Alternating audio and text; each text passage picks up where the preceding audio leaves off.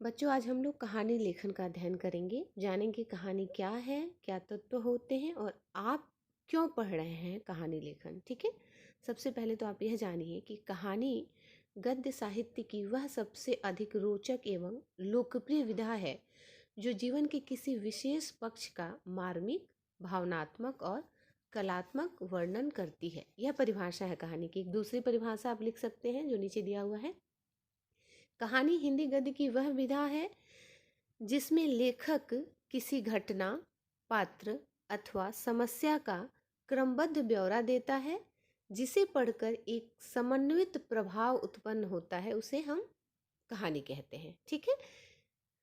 अब यहाँ पे ना कहानी और उपन्यास में आपको कन्फ्यूजन होता है कि कौन सी कहानी है और कौन सा उपन्यास है। तो आप यह जान लें कि कहानी जो है वह जीवन की किसी एक घटना या एक पक्ष का वर्णन होता है और यह छोटा होता है, जबकि उपन्यास किसी भी व्यक्ति या किसी भी घटना का संपूर्ण वर्णन होता है और यह लंबा होता है। ठीक है। अब प्रश्न यह उठता है कि कहानी में किन तत्वों की आवश्यकता होती है। कहानी लेखन के तत्व क्या हैं? कहानी के कुछ विशेष तत्व होते हैं जो कहानी में रस भरते हैं। कहानी लेखन के 6 तत्व होते हैं जो निम्नलिखित हैं। अब ये तत्व कौन कौन से हैं? तो सबसे पहला तत्व जो है वह है कथा वस्तु, दूसरा है चरित्र चित्रण, तीसरा कथोपकथन, चौथा देश काल, पांचवा भाषा शैली और छठा है उद्देश्य। कोई भी कहानी इन 6 तत्वों पर ही आधारित होती है। अब कथा वस्तु किसे कहते हैं? कथा वस्तु कहानी के ढांचे को कथानक अथवा कथा वस्तु कहा जाता है। इसे कहानी का केंद्र माना जाता है। इसके अभाव में कहानी की रचना की कल्पना भी नहीं की जा सकती। इसके भी 4 अंग होते हैं। आरंभ होता है यानी कहानी कहाँ से आरंभ होता है। आरोह यानी ऊपर की तरफ, कहानी का आगे की तरफ बढ़ना। चरम स्थिति आती है, उसके बाद से फिर वह अवरोह यानी नीचे की तरफ आता है और कहानी समाप्त होती है। ठीक है। यह कहानी के मुख्य कथा वस्तु के मुख्य तत्व होते हैं 4, जिस पर कहानी टिकी होती है। अगला तत्व होता है चरित्र चित्रण। किसी भी कहानी में जो भी पात्र होते हैं उनके चरित्र के बारे में जानना, वह कहानी से ही हमें पता चलता है। कहानी का संचालन उसके पात्रों के द्वारा ही होता है तथा पात्रों के गुण दोष को उनका चरित्र चित्रण कहा जाता है। ठीक है। हम कहानी पढ़ने के बाद बताते हैं ना कि इसमें इस था, तो हम कैसे बताते हैं? उनके चरित्र को पढ़ने के बाद बताते हैं। ठीक है। अगला जो है वह आता है कथोपकथन या संवाद। कहानी में संवाद का भी विशेष महत्व है। इसके द्वारा पात्रों के मानसिक अंतर्द्वंद एवं अन्य मनोभावों को प्रकट किया जाता है। अगर कथोपकथन या संवाद ना हो तो कहानी आगे बढ़ेगी ही नहीं।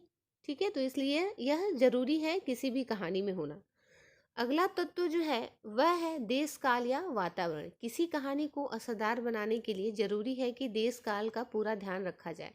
यह कहानी में वास्तविकता लाता है, क्योंकि अगर आप किसी गांव का चित्र कर रहे हैं और वहाँ पे बड़ी बड़ी इमारतें दिखाने लगे, मॉल दिखाने लगे, तो फिर वो चित्रण सजीव लगेगा? नहीं लगेगा। तो यह ध्यान देना है कि जब हम कहानी लिख रहे हैं तो देश काल या वातावरण का ध्यान रखें। अगला जो तत्व है वह है भाषा शैली। कहानी के प्रस्तुतिकरण में कलात्मकता लाने के लिए देश काल के अनुसार अलग अलग भाषा व शैली से सजाया जाता है। जिस तरह के माहौल में या जिस जगह के बारे में आप लिख रहे हैं वहाँ की भाषा शैली का प्रयोग करेंगे तभी तो लगेगा ना कि यह उस क्षेत्र विशेष का या उस व्यक्ति विशेष के बारे में आप कहानी लिख रहे हैं। अंतिम तत्व है उद्देश्य। कोई भी कहानी क्यों लिखा जाता है? हर कहानी का अपना एक अलग उद्देश्य है। यह केवल मनोरंजन हेतु ही नहीं होता, इससे लोगों को प्रेरणा भी जाती है, प्रेरणा मतलब दी जाती है। धर्म प्रचार के लिए भी कहानी को लिखा जाता है और लोगों में अच्छी आदतों का नैतिक शिक्षा देने के लिए भी, अच्छी आदतों का विकास करने के लिए भी कहानियों को लिखा जाता है। अब आपको कहानी लेखन क्यों पढ़ाया जा रहा है, आपके लिए इनका क्या उद्देश्य है? इस उद्देश्य के अलावा जो आपके लिए उद्देश्य है वह यह है कि आपके अंदर यानी छात्रों में कल्पना शक्ति का विकास करना और आपका मनोरंजन भी हो, साथ ही नैतिक शिक्षा आपको प्रदान करना, यह मुख्य उद्देश्य है आपको आपकी कक्षा में कहानी लेखन पढ़ाने का। जब आप कोई भी कहानी अपने मन से लिखेंगे तो आप में किसका विकास होगा? आपकी कल्पना शक्ति का विकास होगा। अच्छा, अब अगर आप कहानी लिख रहे हैं तो कहानी लिखते समय आपको किन बातों का ध्यान देना है? तो सबसे पहली बात होगी, कहानी की भाषा सरल व स्पष्ट होनी चाहिए। दूसरी, कहानी की घटनाओं में तारतम्यता बनी रहनी चाहिए। जैसे अब एक दूसरे से संबंधित घटना हो, उसी को हम तारतम्यता कहते हैं। कहानी को भूतकाल में ही लिखना चाहिए, प्रेजेंट में कहानी नहीं होती है, यानी वर्तमान में। कहानी में रोचकता बनी रहनी चाहिए, ठीक है। कहानी का शीर्षक कहानी के अनुरूप होना चाहिए। कहानी के अंत में उससे मिलने वाली शिक्षा का उल्लेख अवश्य होना चाहिए। समझ रहे हैं आप? शिक्षा के साथ साथ कहानी मनोरंजक भी होनी चाहिए, यानी शिक्षा भी हो मिले आपको और आपका मनोरंजन भी हो। उम्मीद है आपको कहानी लेखन समझ में आ गया होगा। कहानी लेखन क्या है, किस तरह से लिखते हैं, क्या इसके तत्व हैं।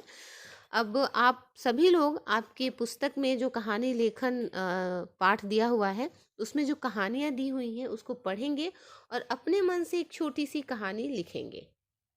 आप जो कहानी लिखेंगे अपने जीवन से संबंधित किसी घटना का वर्णन करिए। 1 पन्ने के लगभग वो कहानी होनी चाहिए। लिखकर मुझे आप उसकी फ़ोटो खींच कर भेजिए।